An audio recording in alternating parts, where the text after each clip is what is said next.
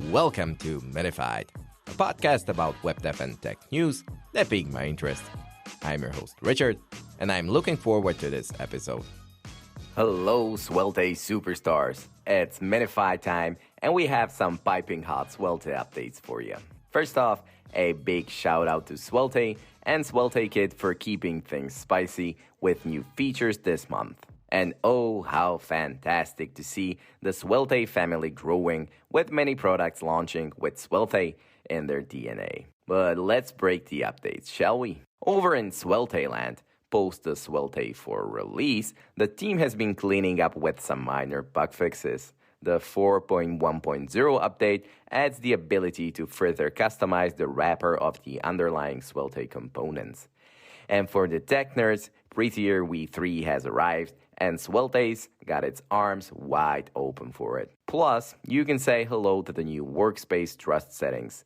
They're here to have your back. As for Svelte Kit, it's rolling out the red carpet for the head server method in API routes because why not? Have you got wary headers? Well, they're in the caching club now. And if you've been pulling your hair out over cryptic errors, Svelte Kit is here with a kinder, gentler error message if things go missing. Bless.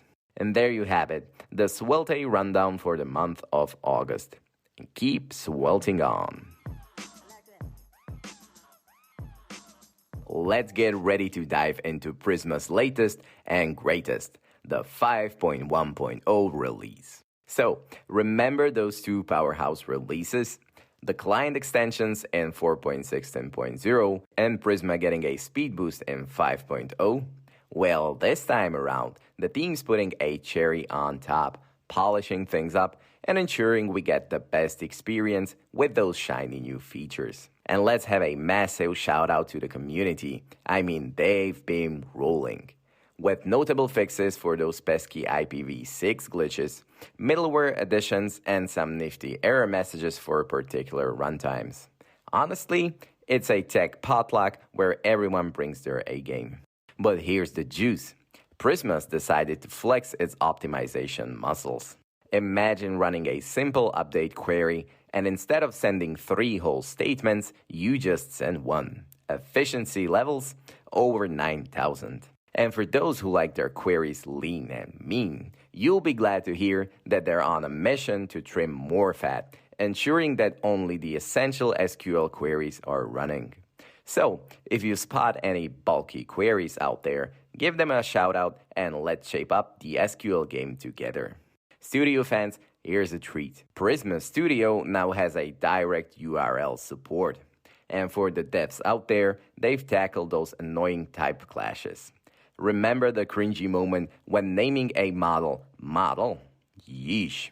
But fear not, with this new version, that's ancient history. And on that note, say goodbye to model name arcs type and give a warm welcome to model name default arcs that you should now use instead. The list of fixes and improvements is long.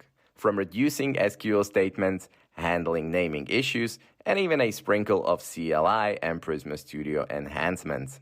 And here's a fun one. Ever named the model Promise and thought you broke the space-time continuum?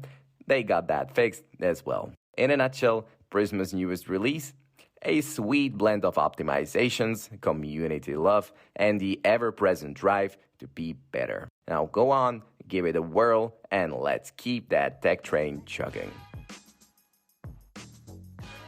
Let's grab our space helmets and strap in, because we're going on a whirlwind tour of the future of mobile app development. First up, the big kahuna, Expo Orbit. Imagine yourself starving, and instead of cooking for hours, you could just click a button and get your meal. That's what Expo Orbit is doing, but for app development. With just one click, yeah, you heard that right, Uno. You can launch builds and shoot your snack projects straight into your devices and simulators. So next time you think about ordering a pizza, remember that with Expo Orbit, you could have already launched an app in that time. Now, if you're a Mac OS user, and let's face it, who isn't?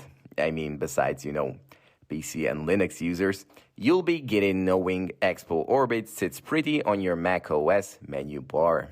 With this, you can launch builds as if they're going out of style, let your snack projects take a field trip to your simulators, and even run Android emulators with no annoying audio interruptions.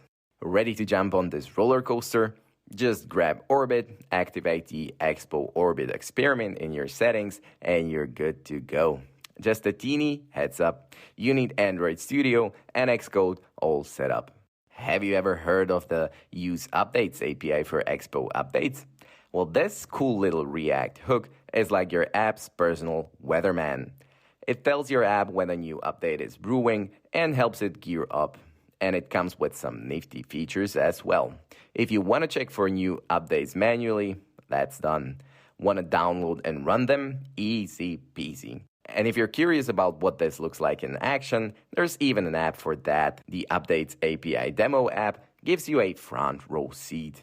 That was a lot, but boy, are we living in exciting times or what? Drop your thoughts, test out these tools, and let's continue shaping the future of app dev together.